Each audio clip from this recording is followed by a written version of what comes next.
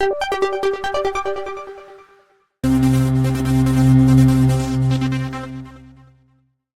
बच्चों, कैसे हो? उम्मीद है कि आप बहुत अच्छे होंगे।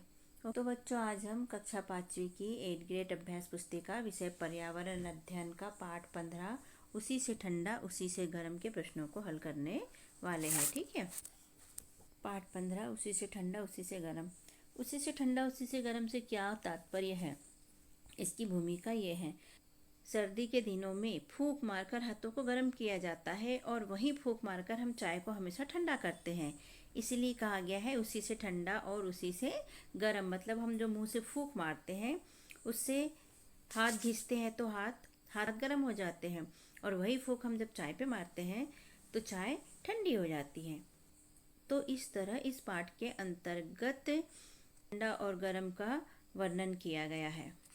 तो आपने आसपास पुस्तक में पाठ 15 उसी से ठंडा उसी से गर्म पाठ पढ़ा होगा। हमने भी स्कूल में पढ़ाया है।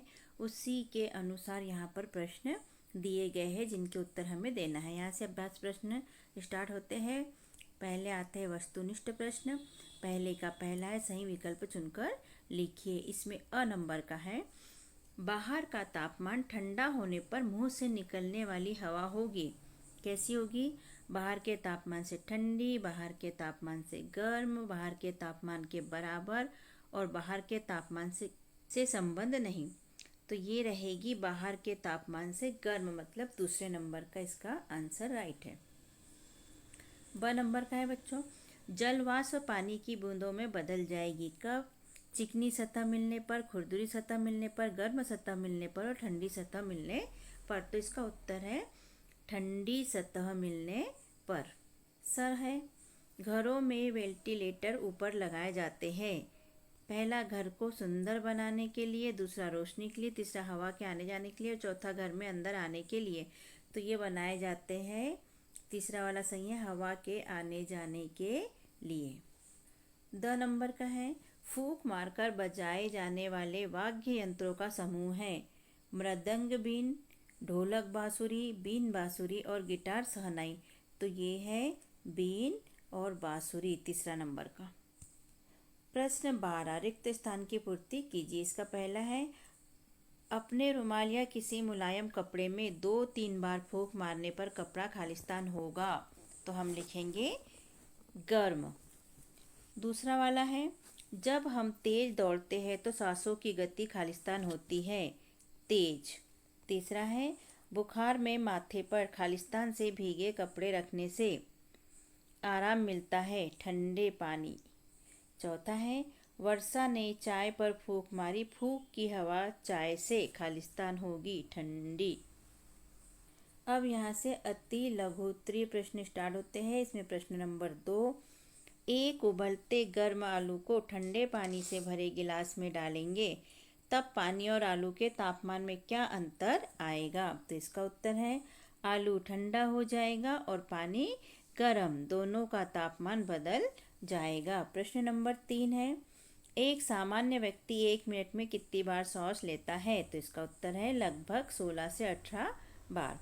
प्रश्न चौथा है, बुखार आने पर ठंडे पानी से भिगाकर पट्टी माथे पर क्यों रखते हैं?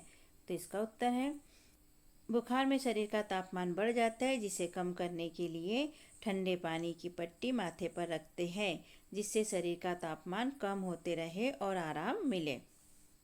अब लघु उत्तरीय प्रश्न। प्रश्न नंबर 5, इसका अ, डॉक्टर किस यंत्र के द्वारा हमारी धड़कन को मापते हैं? क्या हम भी किसी और माध्यम से हमारी धड़कन को सुन सकते हैं?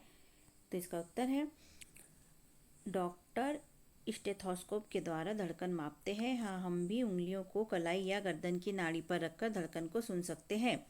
ब नंबर का है, बैठे बैठे और कूदने के बाद सांस लेने में क्या अंतर है? तो इसमें पहला कॉलम दिया है बैठे बैठे का प्रति मिनट और ये कूदने के बाद सांस लेने का प्रति मिनट। तो बैठे बैठे प्रति मिनट लगभग 16-18 बार सांस लेते हैं और कूदने के बाद प्रति मिनट लगभग 20 से 22 बार सांस लेते हैं। तो बच्चों, यदि आपको हमारा समझाने का अंदाज पसंद आता है तो आप हमारे चैनल को सब्सक्राइब कीजिए, वीडियो को लाइक कीजिए और शेयर कीजिए, जिससे कि हमें मोटिवेशन मिल सके और हम और आगे इसी तरह के वीडियो बनाकर अपलोड कर सके। Okay, thank you. प्रश्न 6, अगर हाथों को मुंह से थोड़ी दूर रखकर फूंक मारते हैं तो मुंह से निकली हुई हवा गर्म लगेगी या ठंडी लगेगी? तो इसका उत्तर है, अगर हाथों को मुंह से थोड़ी दूरी पर रखकर फूंक मारते हैं तो मुंह से निकली हुई हवा गर्म लगेगी। प्रश्न नंबर 7, गर्म हवा का बहाव किस ओर होता है और क्यों? तो इसका उत्तर है, गर्म हवा का बहाव ऊपर की ओर होता है क्योंकि गर्म हवा हल्की और कम घनत्व वाली होती है। प्रश्न 8वां, किसी दर्पण पर रेगिस्तान या ऊंचे पहाड़ों पर फूंक मारने पर शीशा कहाँ पर ज़्यादा धुंधला होगा और क्यों?